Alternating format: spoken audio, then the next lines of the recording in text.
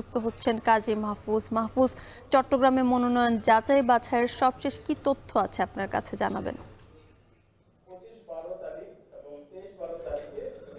মনোনয়নপত্র বাছাই কার্যক্রমের আজকে শেষ দিন।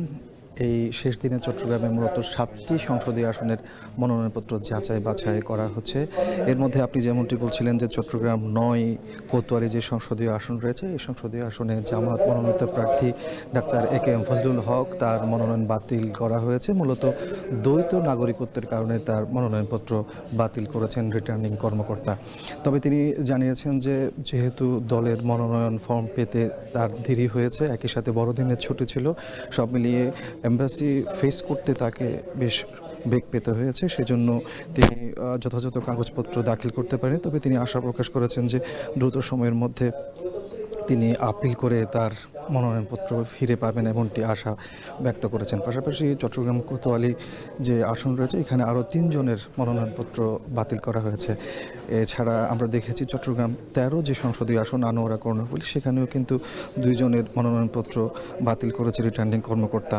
এবং চট্টগ্রাম 8 যে সংসদীয় আসন রয়েছে, যেটি বোয়ালখালী, চান্দগাঁও, পাঁচলাইশ আংশিক এলাকা নিয়ে গঠিত, সেখানেও কিন্তু 2 জনের মনোনয়নপত্র বাতিল ঘোষণা করেছে রিটার্নিং কর্মকর্তা।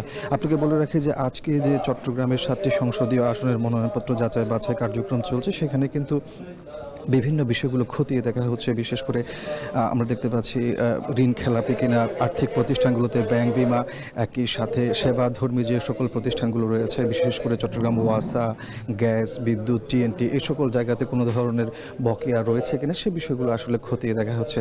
এবং অন্যান্য যে বিষয়গুলো আমরা দেখতে পাচ্ছি, বিশেষ করে স্বতন্ত্র প্রার্থীর ক্ষেত্রে 1% ভোট নিশ্চিত করার যে বিষয়টি, সেটিও কিন্তু এখানে খতিয়ে দেখা হচ্ছে। আমরা দেখেছি গত 2 দিনে যে বাছাই কার্যক্রম ছিল, সেখানে কিন্তু যাদের স্বতন্ত্র প্রার্থীর মনোনয়ন বাতিল করা হয়েছে, তাদের বেশিরভাগই কিন্তু 1% ভোট নিশ্চিত করতে পারেনি এবং সেই জায়গাতে গরমিল দেখা দেওয়ায় মূলত তাদের মনোনয়ন পত্র বাতিল ঘোষণা করা হয়। তো সবকিছু মিলিয়ে আমার কাছে এ ছিল চট্টগ্রামের শেষ দিনে মনোনয়নপত্র বাছাই কার্যক্রমের সবশেষ তথ্য।